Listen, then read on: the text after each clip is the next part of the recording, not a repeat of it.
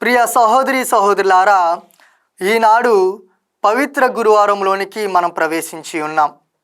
నేటి పట్టణాలు ధ్యానిస్తే ప్రభువు 3 సాంగ్యాలను స్థాపిస్తూ ఉన్నారు. మొదటిది గురుత్వ స్థాపన, రెండవది ప్రేమ అనే నూతన ఆజ్ఞ, మూడవది దివ్య సప్రసాద స్థాపన. ప్రభువు పాస్కా భోజన సమయంలో ఆయన శిష్యుల పాదాలు కడగడంలో ఉన్న యథార్థాన్ని మనం తెలుసుకోవాలి. పునీత యోహాను రాసిన సువార్త 13వ అధ్యాయము 7-8 వచనాలు ధ్యానిస్తే శిష్యుల పాదాలు కడగడం ద్వారా ఆయన శ్రమలలో పాలు పంచుకోవడానికి, దీనత కలిగి ఇతరులకు సేవ చేయడానికి శిష్యుల పాదాలు కడుగుతూ ఉన్నారు. ప్రభువు ఎన్నుకున్న ప్రతి గురువు కూడా దీనత కలిగి జీవించాలి, తగ్గింపుతనం కలిగి జీవించాలి అని ప్రభువు ఈనాడు నేర్పిస్తూ ఉన్నాడు. తనకు తాను తగ్గించుకున్నవాడు హెచ్చింపబడును, తనకు తాను హెచ్చింపబడినవాడు తగ్గింపబడును. ఆ వాక్యాన్ని ప్రభువు పాటించి మనకు తెలియపరుస్తూ ఉన్నాడు. రెండవదిగా ప్రేమ అనే నూతన ఆజ్ఞ. మనము దీనత కలిగి జీవించాలంటే ప్రేమ అనేది చాలా అవసరం.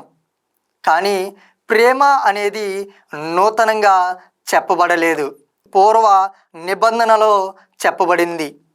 ద్వితీయోపదేశ కాండము 6వ అధ్యాయము 5వ వచనములో, నీ దేవుడైన యావేను నీ పూర్ణ హృదయముతో, నీ పూర్ణ శక్తితో, నీ పూర్ణ ఆత్మతో ప్రేమింపుము. యూదుల ప్రకారము ప్రేమ అంటే వారి యొక్క సోదరులను, వారి యొక్క ఇరుగు పొరుగు వారిని మాత్రమే ప్రేమించేవారు. ఆ ప్రేమ యూదుల పరిధిలో మాత్రమే ఉండిపోయేది. కానీ ఈనాడు ప్రభువు ప్రేమలో ఉన్న గొప్పతనాన్ని బయలుపరుస్తూ ఉన్నారు. నీ శత్రువును ప్రేమింపుము, నిన్ను హింసించు వారి కొరకు ప్రార్థింపుడు అని ప్రభువు ప్రేమలో ఉన్న క్రొత్తదనాన్ని, నూతనత్వాన్ని బయలుపరుస్తూ ఉన్నారు. మూడవదిగా దివ్య సప్రసాద స్థాపన. ఇతరులను ప్రేమించడం, దీనత కలిగి ఇతరులకు సేవ చేయడం మన సొంత శక్తి వల్ల సాధ్యం కాదు. దేవుని సాయం అవసరం. అందుకే ప్రభువు ఈనాడు ఆయన శరీర రక్తాలను మనకి ఇస్తూ ఉన్నారు.